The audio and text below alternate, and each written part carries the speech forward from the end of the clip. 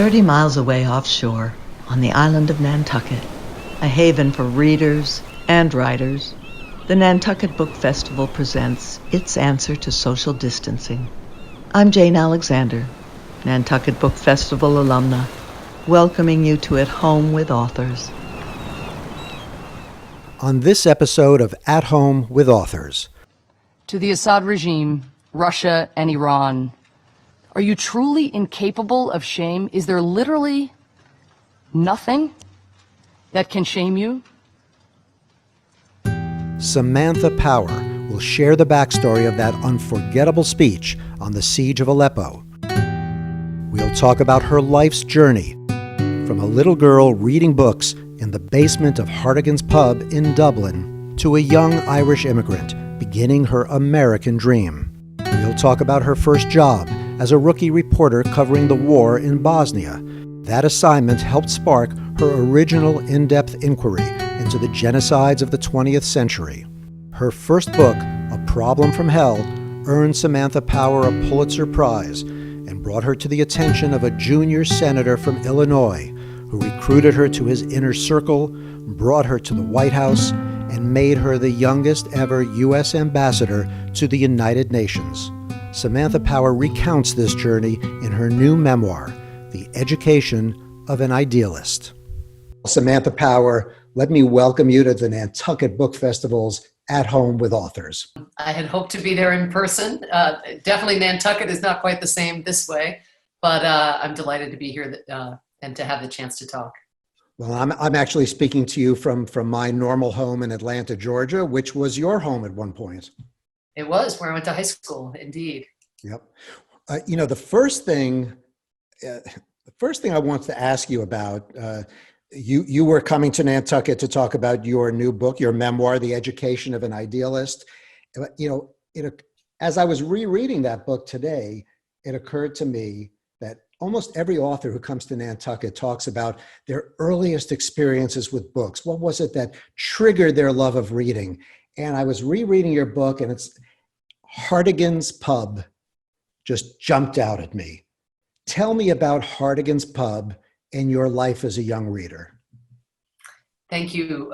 Hardigan's Pub is a pub in downtown Dublin, and it was about a 10 or 15 minute drive away from my family home. I'm originally from Ireland. Both my parents are Irish. And I lived there until my mother emigrated to America when I was 9. But Hardigan's was where I spent a significant share of my childhood before we came to America, because my dad was a bon vivant of sorts. He had a chair at the bar known as the seat of power, no pun intended. I would go in as his sidekick after school. I would spend the weekends there, and I would bring a stack of Enid Blyton mysteries or Nancy Drew books, and I would sit in the basement, which I remembered as being lovely, but which I visited years later, and it was not so lovely, not the cleanest place for a kid to be reading mysteries. But I was near my dad, and he had a drinking problem, but he was not a sloppy drunk. He would ultimately die of the drink or of ailments caused by being an alcoholic when I was 14 and after we'd come to America.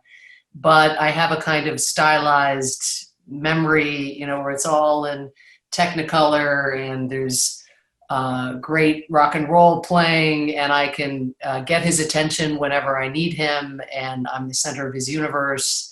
My mother was a medical student at the time, so she was working medical student hours, and so my Irish years are more formatively associated again with this time at Hardigan's. And certainly my love of reading and disappearing on far-flung adventures was forged in that dank and grimy basement. Your descriptions of it, I can smell the dank and... I'm sorry about that. No, there's a sort of romantic nature on it. I love this line: on slow days, I often stood next to the machine's display screen for extra reading light, the machine being... A slot machine. I mean, how wonderful is that? Reading by the light of a slot machine. Indeed. Take what you can get in that basement. Have you been, by the way, in touch with your family in Ireland or your friends in Ireland? Because I was just reading over what the interim Irish Prime Minister is doing in that country, a medical doctor like both your parents, right? Yes. And Hardigan's pub and all the pubs are going to be closed into August. What's happening there, and are you learning anything from what's going on in your former homeland? Well, I mean, first, I think we see through the Prime Minister's leadership there what leadership could look like. And so one can be a little wistful about what it would be like to have a leader who would be offering an example of self-sacrifice, working just a shift a week, but still, what that would mean to frontline health workers themselves who aren't volunteering for duty, but where that is their full-time job. So, I think it's a commendable marriage between his background, his temperament, and then the leadership qualities that we need for a crisis like the one we're in. And I regret, of course, that we don't have quite the same show of selflessness here, or the same regard for science and public health expertise. Regarding the lockdown, I'm watching myself in a self-interested way because I take my young children, Declan and Rian, to Ireland every August and have been wondering, it looked like initially that they were wrapping their arms around the pandemic in a way that was earning them plaudits, but it is a demon, and it has made a sufficiently significant resurgence that I think they feel they have to extend the lockdown. So that bodes ill. I was hoping Ireland would go the way of Denmark, especially as a small country that does have the ability to limit travel in and out, just because it is an island, of course. But, it has become also such a melting pot. And it is probably the case, as in the United States, that the virus had already spread quite far in an asymptomatic way before the really stringent lockdown measures were put in place. And because it's now such a heterogeneous society, that meant people coming from all over Europe and all over the world. But fingers crossed, again, they have the kind of leadership you'd want in this circumstance. And so in Leo, we trust. It's interesting because a lot of the leadership we are seeing is coming from the local level now. And Nantucket, in some ways, is reminding me of Ireland. First of all, you will hear a lot of Irish accents on Nantucket. We have a lot of people who've come over to work and to live permanently. Right. And now going to Nantucket this summer, the doors are open, but they are asking everybody to stay sequestered for 14 days before they go out at all. So similar in that way. I have to ask you, because you are clearly, you've already made a couple of references to it, very parent focused. And I was so intrigued in the education of an idealist, how you tried to balance thoughtful parenting with your crazy job and frightening job in many ways. And so I have to tell you a brief story, and I'd love to get an answer from you on this or some guidance. My kids are older than yours. So I have 3 kids. 2 of them are grown and in college. 1 of them is in high school. The oldest one was always particularly sensitive. LGBTQ, a member of that community. And I say this because you were so involved in helping protect that community internationally. I want to come back to that. But my daughter, they are in art school in Chicago, always saw things that others missed. When they were in 4th grade in art class, there was newspaper spread over the table to prevent the table from paint. My daughter noticed that little bit of a story about a horrific massacre that occurred overseas, 4th grade, and ruminated over it for days. And then after ruminating over it, came to me and said, "Dad, if the world were a movie, what would it be rated?" Wow, that's intense and beautiful, actually. I've been struggling to try to answer that. That's sort of the framing that I've had as a journalist and a parent. What are your thoughts on that? Well, suffice it to say, this is not a question I've ever been asked before in that way, at least. And it's a great question. I hope I can meet your daughter at some point. They sound amazing. But I guess I would say that we are the amalgamation of our best and our worst qualities. We are, for example, in the United States, we're the country that elected Barack Hussein Obama to be president 7 years after 9/11 and 7 years after Islamophobia, kind of raged. And of course, while it still rages in many pockets of the country, we are a country that then elected Donald Trump with very, very different instincts about how inclusive we should be, how tolerant we should be. I think, one of the things that has struck me in recent years, I don't know if you remember when President Trump went and spoke to the Boy Scouts. He went and it was I found it very disturbing because it was a very political speech, and it was sort of rousing in the young boys who were there, the kind of inner Lord of the Flies impulses, the kind of primal tribalism and the anger that exists in so many young people and young adolescents. And he was kind of tapping that, and I was struck, that had President Obama, again, without claiming that President Obama was a perfect president, and he'd be the first to say he's not a perfect person, but had he been talking to the exact same collection of boys, it would have been about collecting firewood together and how you build a fire from scratch, and solidarity and empathy and looking out for one another, and it would have generated just the same cheers and just the same enthusiasm. And so, I really think leadership and the models that we have a lot to do with which parts of each of us kind of get tapped and triggered.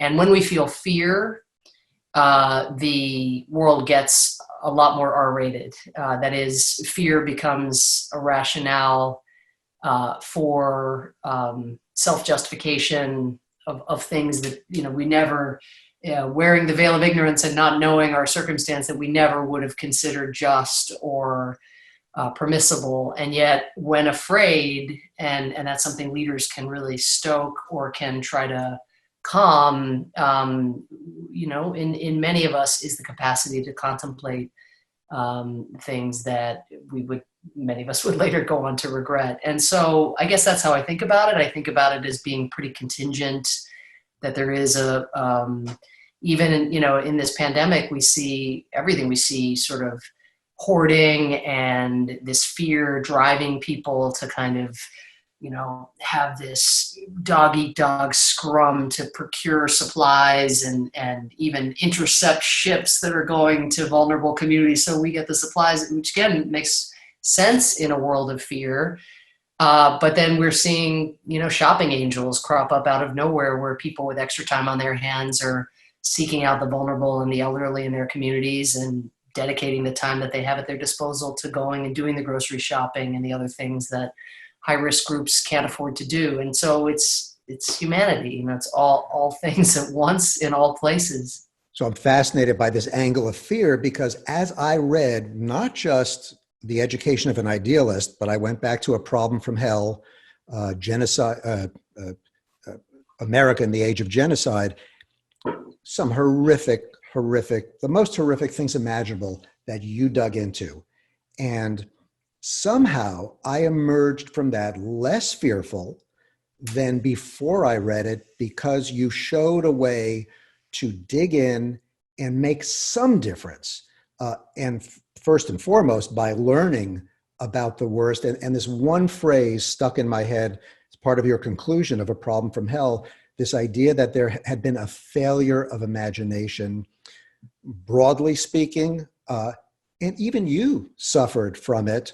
And if you could tell us a little bit about the importance of being able to imagine, and it's strange that I'm juxtaposing this with my daughter's question, but in some ways, I think it helps address that question, the idea that you must be able to imagine the worst in order to prevent it, and maybe even imagine the best. Yeah, I mean, let me just pause if I can on the puzzle in a way that you allude to in relation to this genocide book that I wrote a while ago, a long time ago, 18 years ago, I think.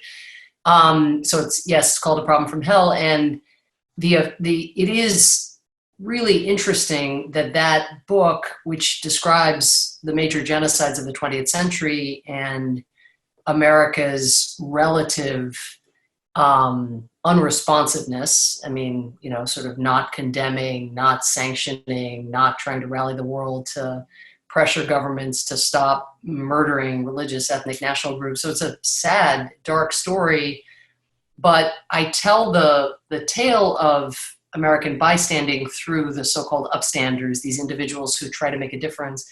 And I just to pause on something that I have found incredibly heartening over the years since I wrote the book.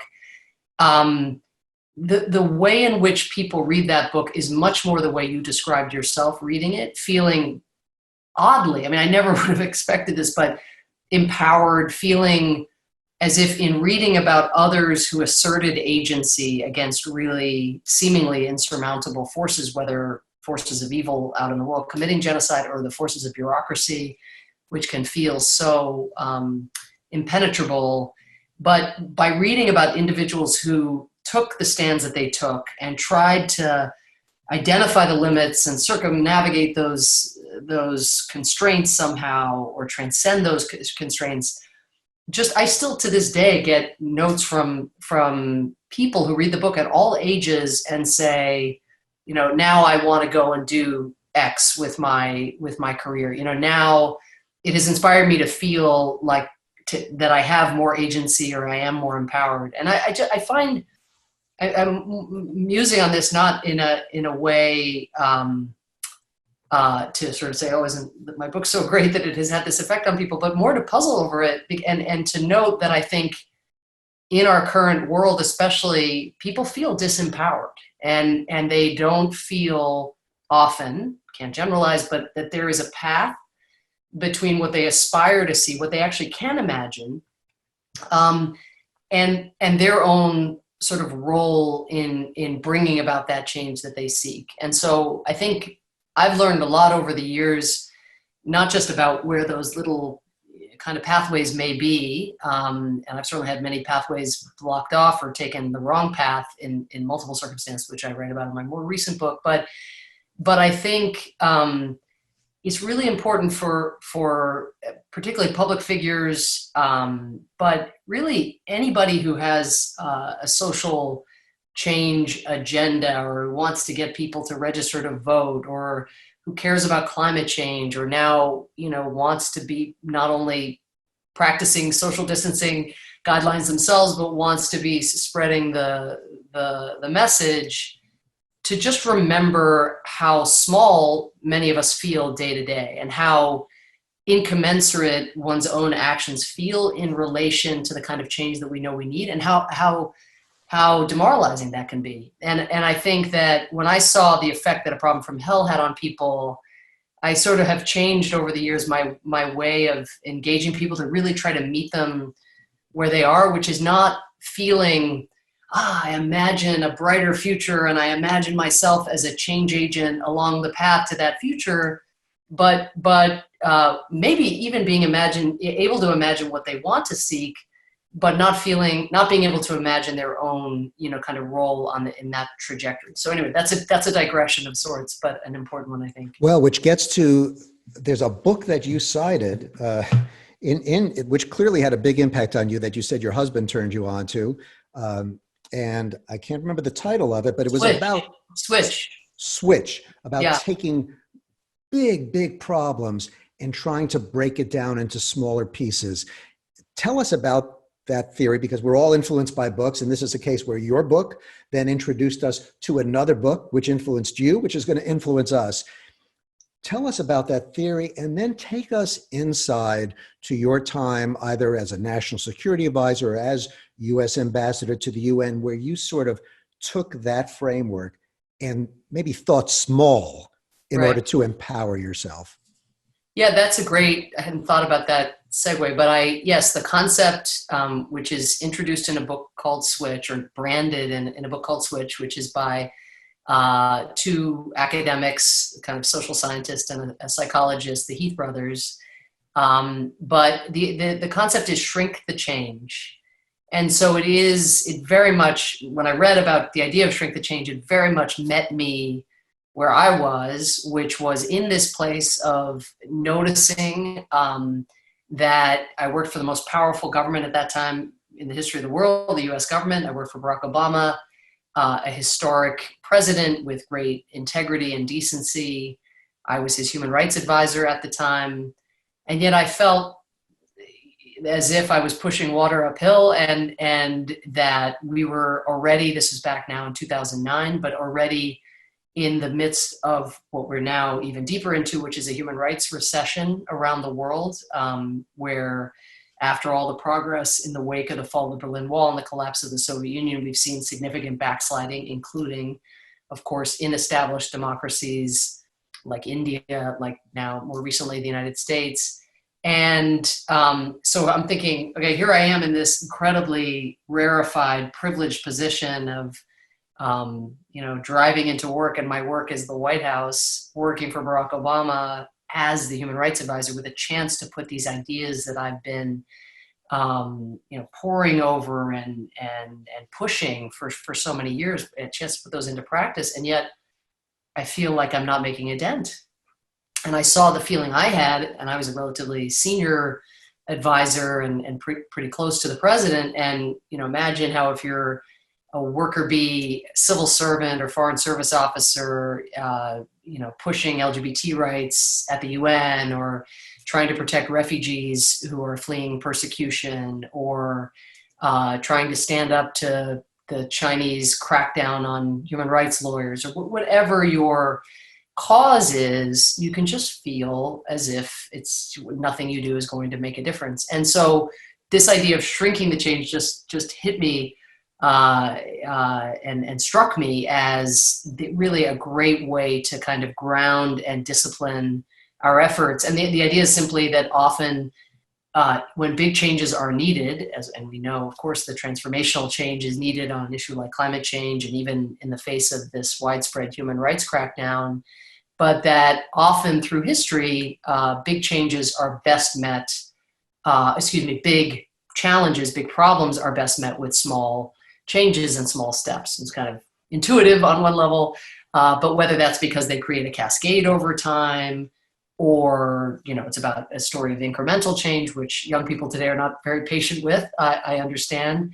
But I decided to, buy copies of Switch for my team, or Xerox chapters, and we began to really try to discipline what we were doing, where we could just identify something small, but that could, if achieved, make a meaningful difference in someone's life. And so when I was UN ambassador, probably the best example of this, which I write about in the Education of an Idealist, was with the human rights crackdown now. By then, this was 2015, so already, deep into, at the end of its first decade of this sort of steady decline in human rights around the world, and steady increase in crackdowns on civil society groups.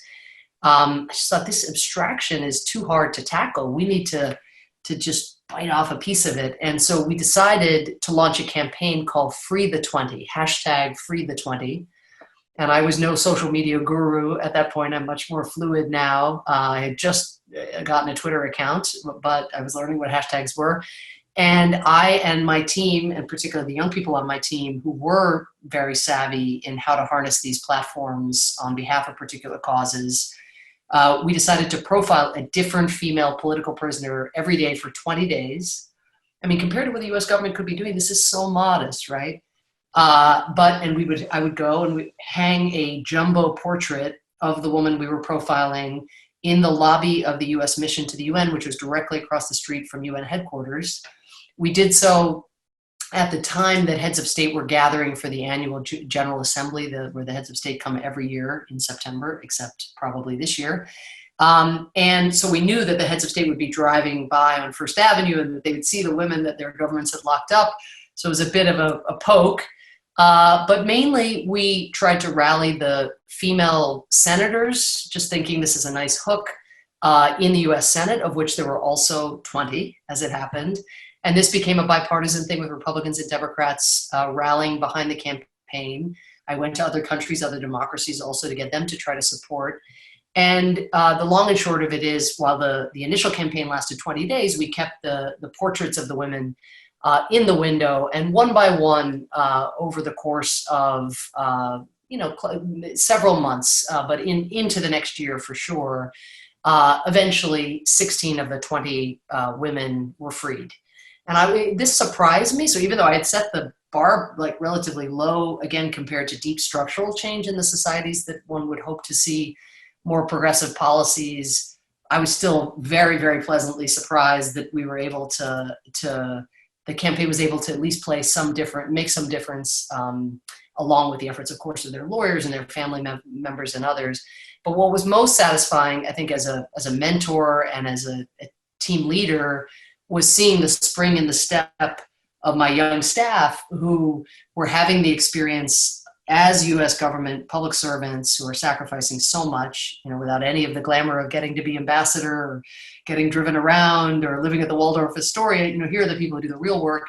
And that just sense of affirmation and the virtuous cycle that grows out of something like that however modest the change, it's a reminder that if you're specific and disciplined and really dig into a challenge, it may take time. And again, for some of these women, it was even more than a year, I think, before they were freed. But you can make a difference and go to bed at night feeling, okay, that was something, that was not nothing. So thinking about making the difference in the smaller, measurable way, demonstrable way, I'm thinking back to your story about being on the ground as a young reporter in Bosnia. And by the way, we have David Rode on with us in At Home with Authors. So maybe we'll compare notes a little bit, because he had some clearly very fond memories of being a fellow reporter with you in Bosnia. And we talked about Srebrenica, and I actually mentioned to him, I said, Samantha Power, in her book, she talks about covering the playground massacre and thinking, well, that's about as bad as it can get. And then you being surprised, again, failure of imagination, to see what was coming in Srebrenica. And there's a line in your memoir, basically a string that attaches that all the way through you being in a position of power to create an early warning system. So, and we're sort of thinking big and small here at the same time, but if you can connect those dots, because, this is something, people can't just step into a situation without that life experience. So if you can just take us from young reporter in Bosnia to that moment where you succeed in creating what you clearly felt was necessary throughout the 20th century, but we didn't have, which is that early warning system. Yeah, so I was out of college. I went to become a freelance war correspondent in Bosnia, where I met a young David Rode. He looked even younger than he was. And David, of course, would later win a Pulitzer Prize for discovering, being the first to discover a mass grave in which the bodies of Srebrenica's men and boys had been hastily buried. So those discoveries were made in August of 1995. In July of 1995, as the Bosnian Serbs were closing in on what was called a UN safe area, and where these Muslim refugees were fleeing and sort of desperate for help from the outside world, I was a stringer freelancer with the Washington Post. And you're absolutely right. I understood that the Serbs were capable of bombing the daylights out of playgrounds. And I was living at the time in Sarajevo, and every day there was shrapnel, flying around, and the risk every time you went out of Serb shelling or sniping. And so I was living in a way that evil. I mean, the fact that there were people up in the hills who would be targeting those that they knew were civilians. I mean, you could have press on your car and that wouldn't matter. You could be in a white vehicle, a humanitarian aid convoy, and that wouldn't matter. You could be a child on a bicycle, and that seemed to invite more gunfire from the hills, and they could see who they were hitting. So I was really familiar with how terrible these hardline Bosnian Serb militiamen and others were behaving or were. And yet, when there was the report of the Serbs closing in on this safe area, I think my imagination was very much bounded by what I had experienced. So I imagined bombardment along the lines of what I was experiencing in Sarajevo. The idea that the Bosnian Serbs would do something that up to that point in the war they had not done, at least at scale in this way, but the idea that they would take custody of every man and boy they could get their hands on and murder or seek to murder every last one. There were some who survived because they hid themselves under the bodies of their brothers or their fathers. And I just couldn't go there because I hadn't witnessed anything like that. I, of course, personally hadn't experienced anything like that. And so I went as far as my own experience took me. And I called the editor of the Washington Post the day before Srebrenica would fall. And I said, the Serbs are closing in. You know, this is going to be catastrophic. I mean, I knew it would be terrible. I knew that people would be killed. But again, this idea that there'd be 8,000 Muslim men and boys systematically murdered just over a few days was beyond what I could comprehend. And I urged the Washington Post editor to let me write a story about how the safe area was about to fall, on the logic that President Clinton then would wake up in the morning. This is in the days of people reading the hard copy of the newspaper, and there, maybe on the front page or on A7, there'd be my article, warning. And I had never worked in government, of course, so I wasn't really thinking about the president's daily brief and all the other intelligence sources. And like any young person, I was putting myself at the center of history and thinking, I have the chance to warn the president. He had plenty of warnings, but just for our general audience, the president's daily brief is something that presidents used to read. Yes, something that goes to the president every day, whether they read it or not.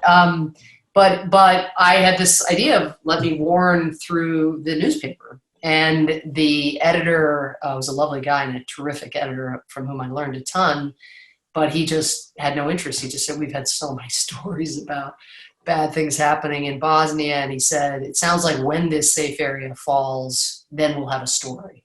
And so sure enough, the next day I was front page, above the folds, the biggest headline any of my work had ever received. But it was the devastating, because by then, and again, President Clinton had other sources, but by then the men and boys were already in custody. So flash forward, then I go and I write A Problem from Hell, where I, in that book, try to process why, knowing what policymakers knew, why didn't they do more when those civilians and those men were vulnerable? And I wanted to understand that, and so I sought to understand it in historical context. And little did I know when I wrote A Problem from Hell that one of the readers of A Problem from Hell would be a first-term U.S. senator named Barack Obama. So when Obama read the book, and this is real tribute to him, he read it not in its narrow sense of specifically how do we try to work together to prevent future genocides. And again, he was just a US senator at the time, but he read it in its broader sense, which I think is very important, which was, why is it that the mere human rights dimensions, and I put mere in quotes, but mere human rights dimensions of a crisis or of a country don't themselves rise within the US bureaucracy? Why isn't mass atrocities enough? Why does there always have to be a nexus with an economic interest or with a security relationship? And indeed, if you look at some of the cases through history with Saddam Hussein, I mean, he gassed the Kurds, murdered tens of thousands of people,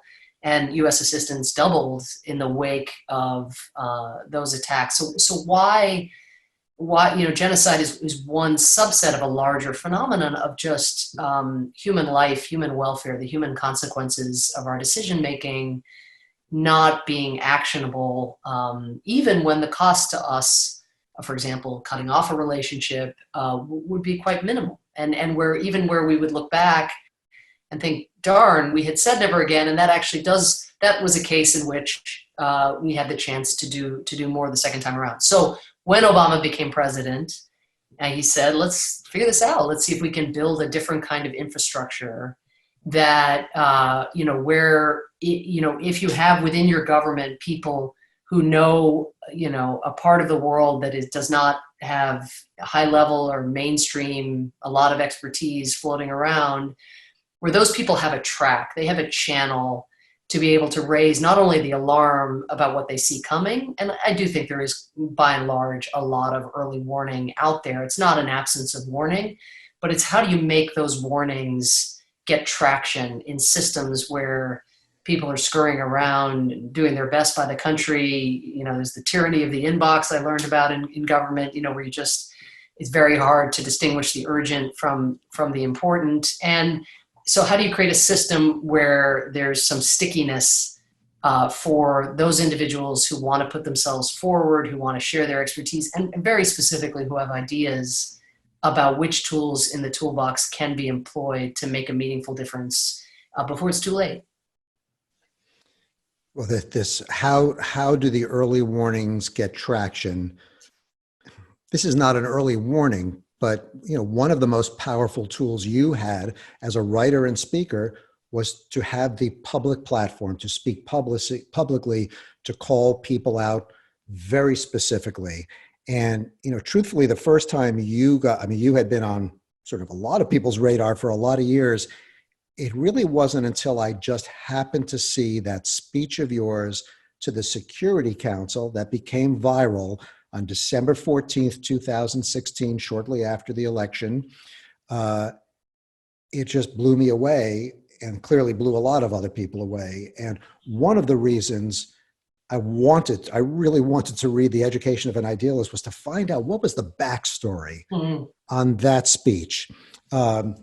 In fact, I have it up here, but we're going to offer the audience a chance to just click on the link and just listen to that speech. Because what struck me is, again, that speech is the product, in a sense, of a lifetime of experience from somebody who, as you said, from that first, it really struck me when you talked about the very first story you wrote in Bosnia, and you wrote 100 drafts, and you felt like Camus in The Plague. Who was the character?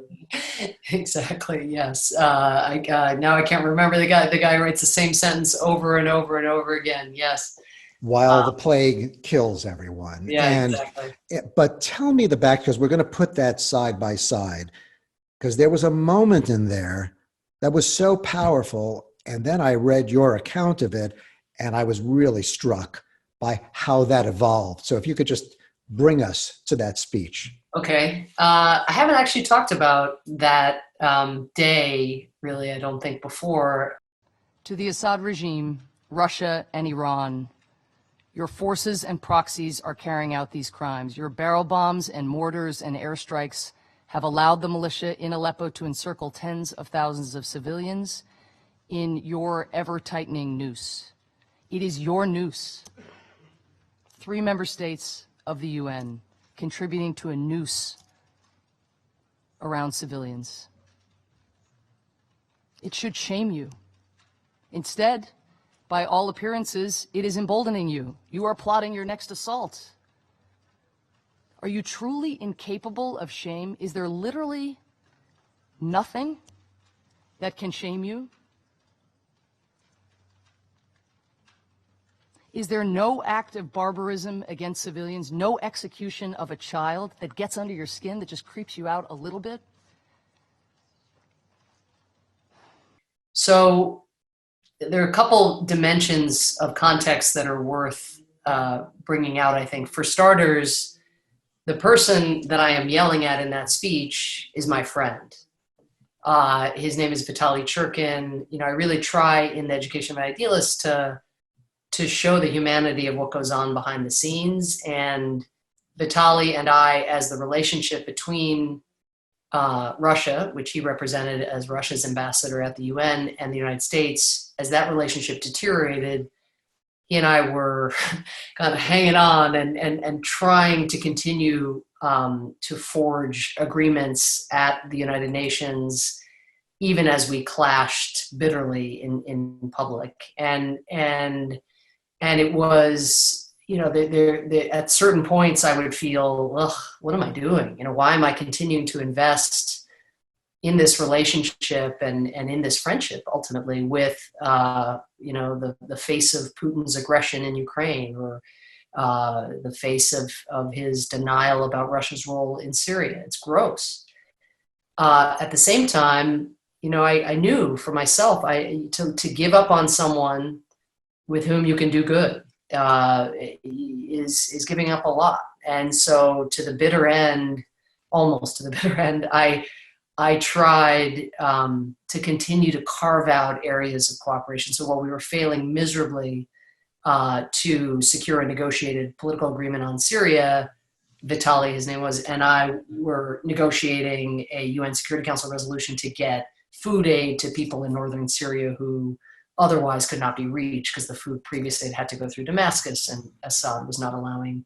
Shrinking the change again. Very much. I mean, on Syria, that's about all you can say about what we were able to do, is shrink the change to a minute scale. But anyway, so I had tried to compartmentalize and to get as much good done as I could, recognizing it and remember that Russia has a veto.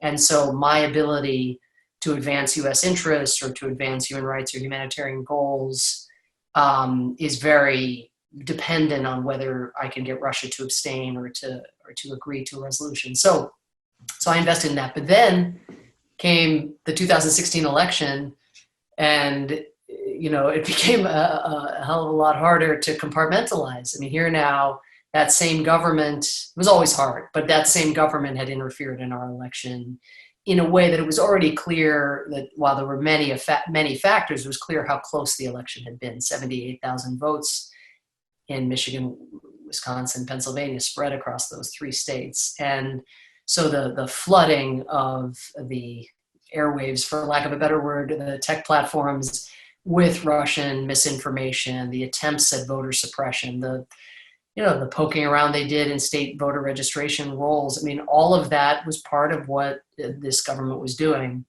So on that December day, the crisis that brought us together for an emergency meeting of the Security Council was the Russian-Syrian joint assault on Aleppo, where thousands of Aleppans, Syrians who fled other parts of the country and were living there were just getting bombarded with incendiary weapons, bunker buster bombs.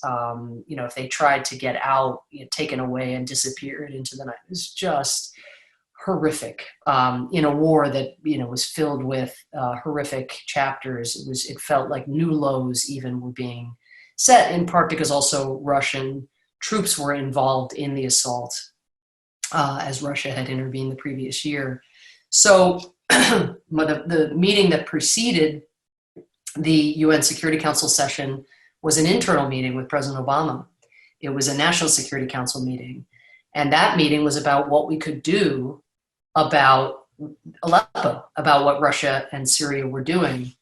And the reason I think I came out of that internal meeting, an American government meeting, I was just beaming in by video with the kind of fire, I suppose, that is reflected in that speech, we were a lame duck administration for the first time. I'd never had that feeling before of even the most energetic colleagues of mine just feeling so bounded by the knowledge that a president would be soon following in 1 month's time, who, even if we sanctioned Russia, was going to lift those sanctions because it was clear he had all of this affection for Putin. That the diplomacy that we were doing behind the scenes, that we would normally, gather so many countries in a phalanx to press Russia, that those countries were already being engaged, as should never happen, by the way, by the Trump transition team. It's never happened in any prior transition. There absolutely has to be one president at a time, but Trump had so thrown the rule book out that, already the would-be Trump administration is doing diplomacy while we're struggling to break through and to be taken as seriously as America should be taken. So all of this was just a sense of impotence in the face of such brutality. No lack of warning, no lack of traction, everybody wanting to do the right thing and just feeling those limits acutely. So I left that meeting, and I suppose I should say one last thing, which is we talked about a public statement, for example, from the president or from others, from President Obama, and I made the point in the meeting that they have no shame. that you can issue all the public statements you want, but that fundamentally that alone, without more teeth, they just don't, they have that sense of impunity and they don't have a sense of shame. So I had made that point internally. Then I go over across the street and I hear the Russian ambassador basically describing Russia's mission in Aleppo as a humanitarian mission, saying Russian officers have been inside Aleppo and nobody has been hurt. It's the worst of kind of Soviet style propaganda. You could call it misinformation. It's basically lying. And I just put my prepared remarks away and just said, really? Don't you have any shame? And again, I was speaking as much to my friend, asking him, is there no limit to the water that you will carry for Putin, given what is happening right now in Aleppo? And I just let loose. And it was really rooted in what I knew was being done to civilians, but also what happens in a world when people aren't capable of shame. I mean, that is the darkest place we can go, really, as an enabling environment for far worse harms. And of course, my own use of that framework in my own mind, or that instinct, grew a lot out of who we had just elected president, because it was the same phenomenon that we were living in our domestic politics. Like, if you wouldn't be embarrassed, even if you had racist thoughts, if you're not embarrassed to say them, if what was once unthinkable is now not only thought, but said and even acted upon, if that's the world we are entering, I mean, that is upside down land. That's the world that Putin has wanted us to enter for some time. Now, last thing I'll say in this long exposition, but is that I left the Security Council after just kind of venting on behalf of the election, venting in response to what my Russian colleague was saying, knowing better, venting against Putin, against Assad, against our own impotence, just venting. And I left, and I've given some equally powerful speeches, I think, at the Security Council. I did not expect this speech to be one that had the kind of effect that you describe, or that would have even reached you, because so much of what goes on in the Security Council can be quite opaque or doesn't draw people's public interest. And I met somebody for dinner late that night. Work ended very, very late. And I walked into the restaurant and people were like applauding. and of course I felt such dissonance, because they were applauding the speech, because I'll come to why they were applauding, but nothing had changed for the people of Aleppo. It was a speech, right? It hit people, it hit a chord, which is good, but it wasn't like doing something real from my standpoint at the time that was going to make a difference for the lives of people that were hanging in the balance in besieged Aleppo. Now, the reason it went viral, the reason you remember it, I would posit, I've come to conclude, had very little to do with Aleppo. And I think it gave voice a month, 5 weeks after the election to what we wanted to say to President Trump, or to President-elect Trump, what we wanted to say to President Putin for also interfering and trying to help President-elect Trump. And I think that's why it just spoke to this concern that we were moving normatively from this place where shame could be a powerful constraint on those demons we talked about at the beginning, to a place where fear-mongering now was all the rage, and where there wasn't, that those constraints appeared to be evaporating, and with a kind of glee that the people who were shunning those constraints and shunning norms, even about how you operate a transition, that there was a kind of delight in that, and no comprehension of how many people that would hurt over time. This theme is something I keep on coming across in different contexts. One of the people we're interviewing for At Home with Authors, a guy named Peter Osnos, a publisher.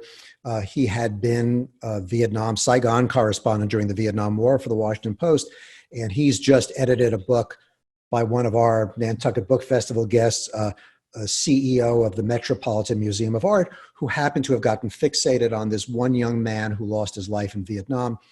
Anyway, long story short, because of Peter Osnos's experience as a correspondent in Vietnam and Cambodia, I asked him, you actually had a role, Peter, with Robert McNamara's work. And we remember the Pentagon Papers, which caused such shock and was such a story for such a long period of time.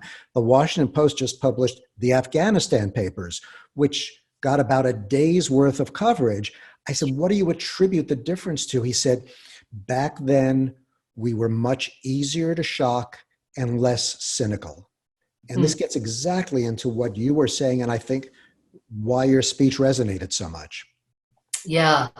I mean, again, I resist sort of an understanding of history, I suppose, as inexorable. And that may be probably the one aspect of my mindset toward the world that could be a little naive, maybe, to think that, many of the trends that feel inevitable, that human agency can still sort of buck them or alter them. But I do feel that way.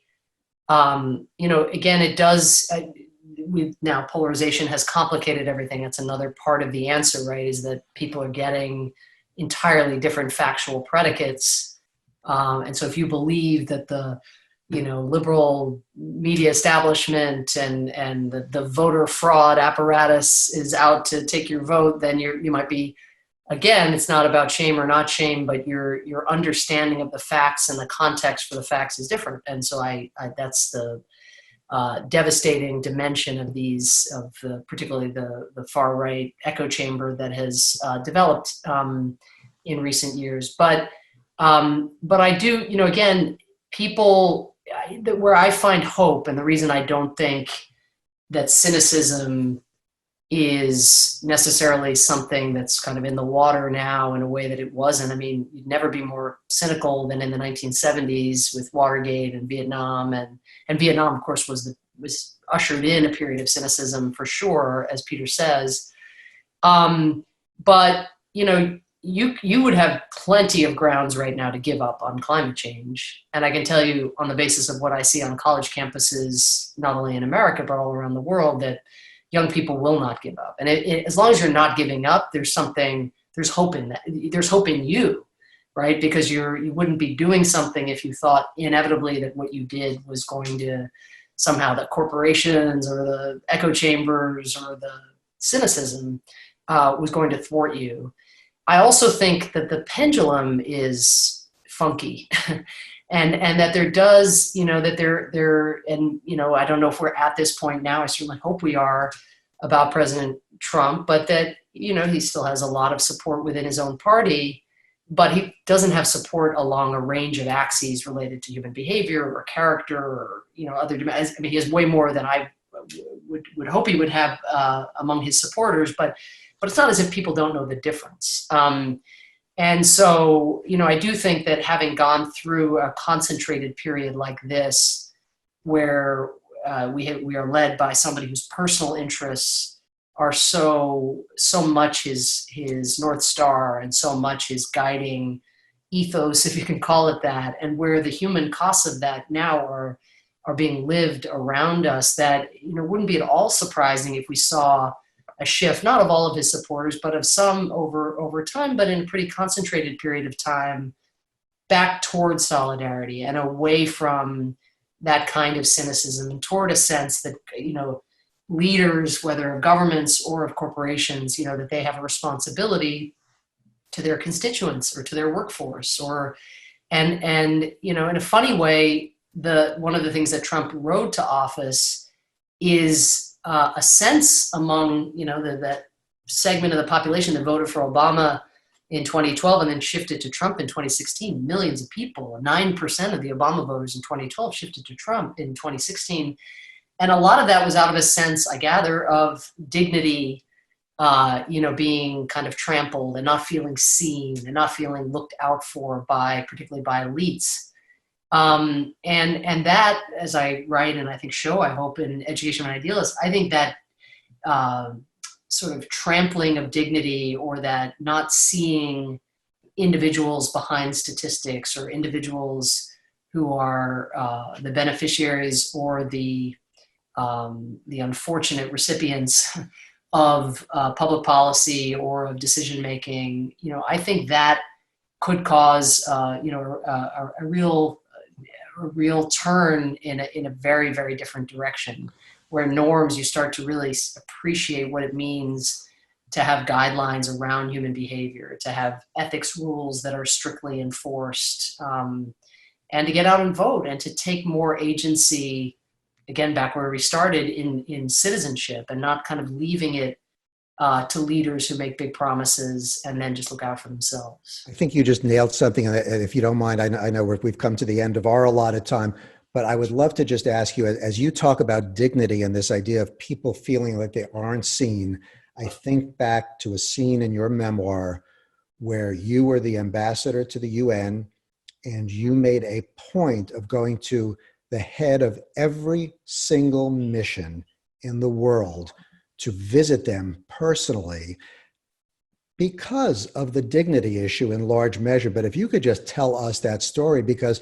I think there's a perfect parallel really to the people we don't visit in our backyard. Right. No, and the pandemic, has caused such human havoc and devastation around our country and the world, but that the way that many of us have gained sight, for people who had been invisible, whether the person delivering, something to our home, or the grocery person bagging the groceries, or even nurses, who get short shrift in the pecking order in hospital chains of command.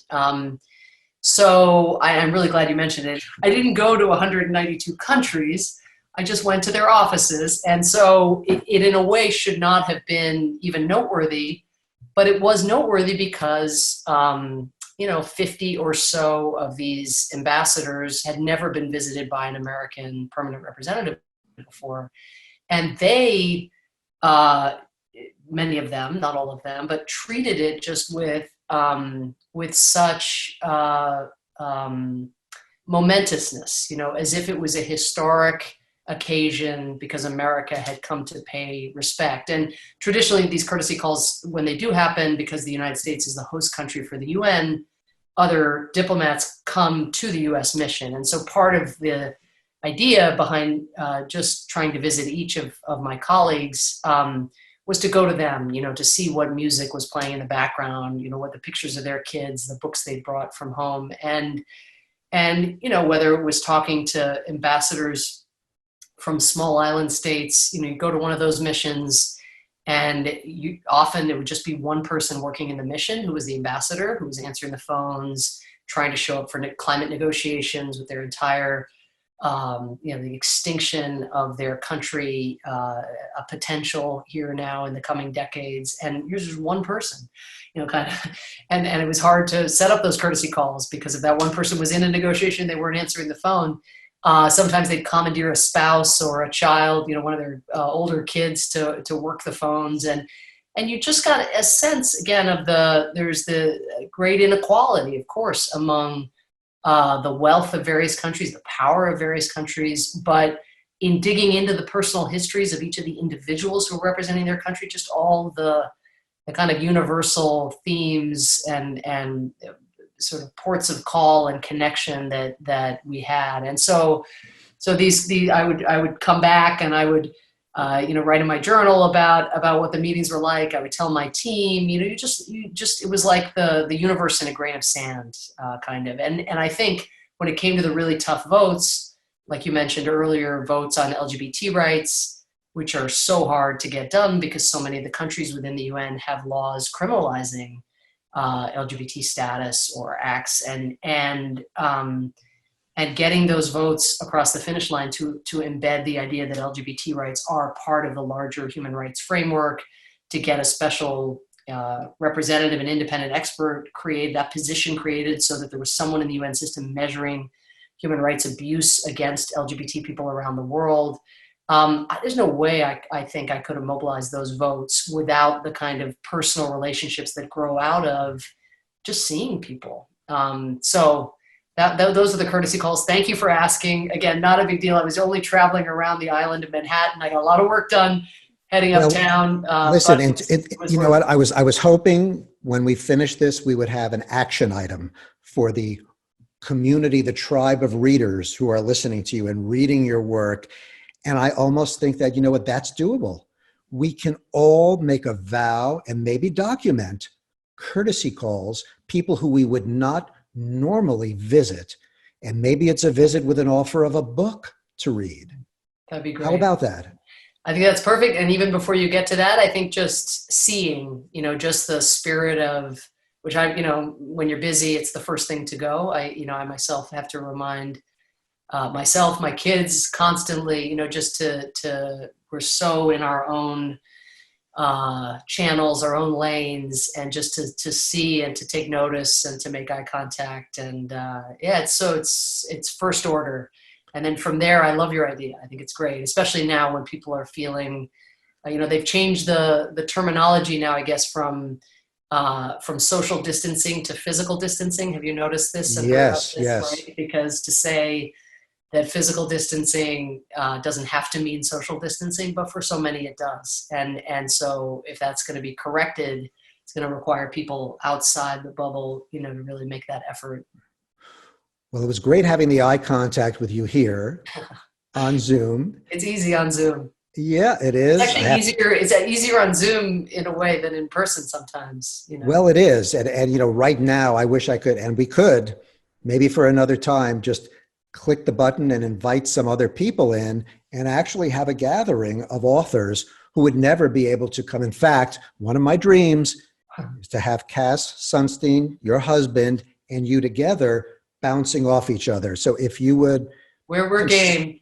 And don't think you guys are getting out of the invite to Nantucket no obligation. I haven't checked the box here. I want to come to Nantucket as well. So maybe I hope we'll be in a position to do it next summer. It is an open door, and we would of course. Look, I speak on behalf of I'm speaking to you from Atlanta, so I only have so much credibility, but I know the door is open for you. So very nice. We'd love to come, and Cass and I would be delighted to do anything. We're a hop, skip, and a jump away now because of this really difficult turn for everybody. But we should take advantage of the upside, I suppose. Very good. Well, listen, thank you so much, Ambassador Samantha Power, for joining us at the Nantucket Book Festival's At Home with Authors. Thank you.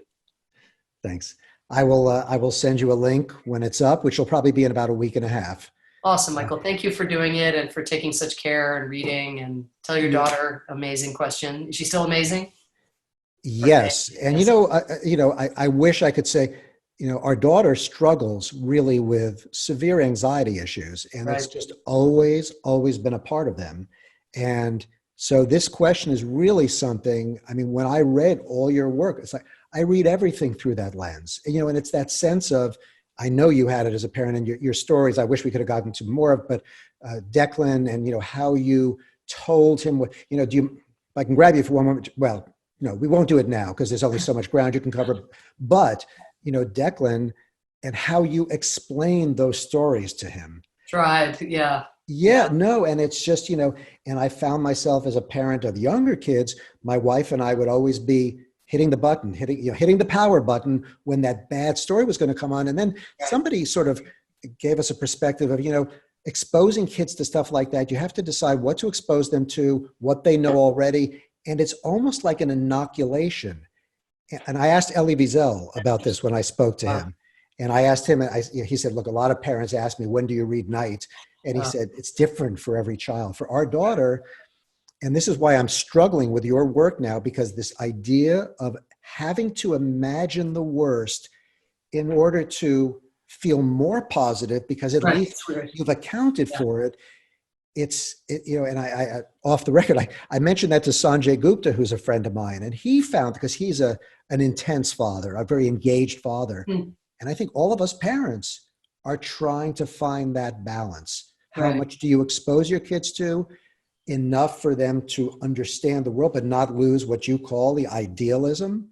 You clearly demonstrate through your work that that's why the heroes, that's why the upstand, I really think it's got to be like they're getting, it depends on the age, of course, but they're getting, unfortunately, a lot of exposure to the darkness just because of the way now they're on their iPad doing something for school, and then a news flash come. I mean, and so the question is, are there enough positive role models? Do they see agents of change? Because I think you can, climate change is the one thing that worries me, because I do think it could leave this next generation of the young people just feeling, like, you guys, there's nothing left for us, what have you done? And like the polar bears have kind of become a metaphor for that. If you have an animal loving child, like, it's like, there's no happy ending. There's no silver lining, to some of that. But then you tell them about movements where animals are about to go extinct, and then they turned it around. I think that dose of the positive, which there's not enough of in our news culture, as you know from your news background, but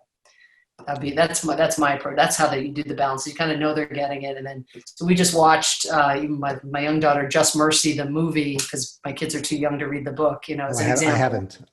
Yeah, it's not.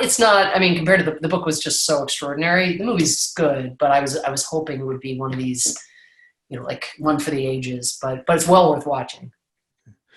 I'm going to let you go. I have to go, unfortunately, because I've got another. My son is doing a guitar lesson Zoom. Oh, beautiful. At 3:15, so I better go. But it's lovely to talk to you, and we're happy to do something again if you come up with a good idea.